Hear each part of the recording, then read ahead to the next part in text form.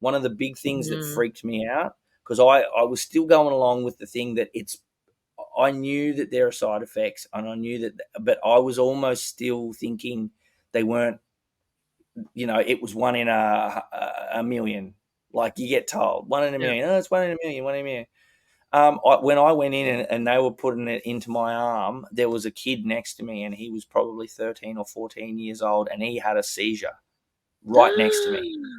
And his Fuck mum looked at no. us and go, and because I was within 2 feet from this boy, and he started shaking and went into a full on fit, and like he looked bad, and we were like, hey, I don't just talk to randoms much, like, but not like, hey, you need to do something. And I said, hey, is there something wrong? Do you need help?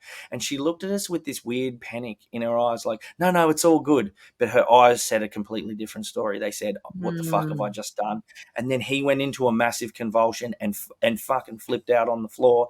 And paramedics came in and took him away. And everybody kept smiling and jabbing away.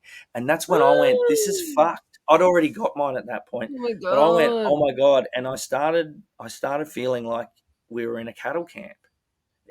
We were getting ushered in one door and ushered out another, told to shut the fuck up about that kid that just about died, and I don't know if he lived or not. And we were told to go, and if you feel anything for 24 hours, but after that, no one gives a fuck about you. And we went, we're never doing that ever again. What have we even done?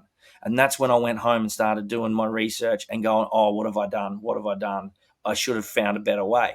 So there's going to be a lot of people in my situation that were like that, where I was just a little bit slow on the uptick. I was too busy with life. We just had children. We, you know, we were, it was just, we were busy and poor and trying to make it and just renovating a house. And it was just hard. And then we'd been locked away and curfewed for a year and a half and told that the only way that and so we were grieving our freedom. We were grieving a year and a half of no Grieving freedom our freedom. we were grieving for our freedom, and I just went, fuck it. Let's just do it. And then as soon as I saw that, and as soon as I started doing the research, it made me sick. And that was what set me off on this journey.